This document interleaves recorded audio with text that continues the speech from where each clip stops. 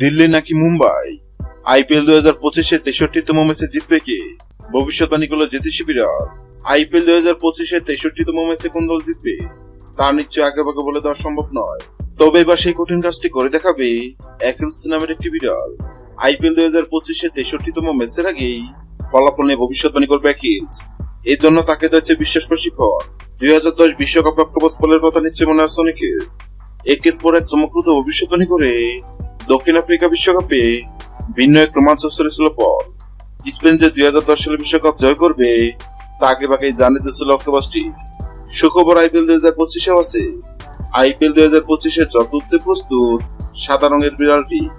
ধবধবে সাদা নীল চোখের বিড়ালটির নাম অ্যাকিলস। নিবিড় যত্নার ভালোবাসা অ্যাকিলসের বেড়ে ওঠা বিশ্বের অন্যতম সেরা প্রাণী জাদুঘর সেন্ট পিটার্সবার্গে হামিটেছে।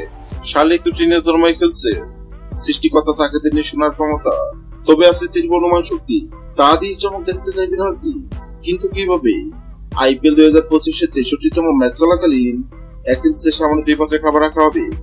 পাত্রের সঙ্গে লাগিয়ে রাখা হবে 2 দেশের পতাকা। অ্যাকিল যে পাত্রে খাবার খাবে বুঝে যাবে সেদিন ওই ম্যাচে বিজয়ী হবে পাত্রের সঙ্গে রাখা যে দেশের পতাকা আছে দেশটি। গত 22 মাস শুরু হয়েছে আইপিএল 2025। আইপিএল 2025-এর 63তম ম্যাচে কোন দল জিতবে? সেক্ষেত্রে অ্যাকিলস না বিড়ালের সামনে মুম্বাই ও দিল্লি নামক 2 পাত্রে খাবার রাখা হয়।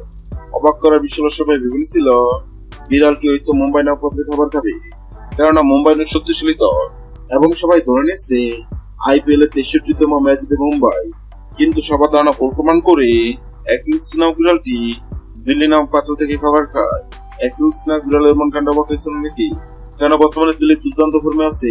এবার দেখার পালা অ্যাকিলস নামক বিড়ালের ভবিষ্যতের সত্যি কিনা।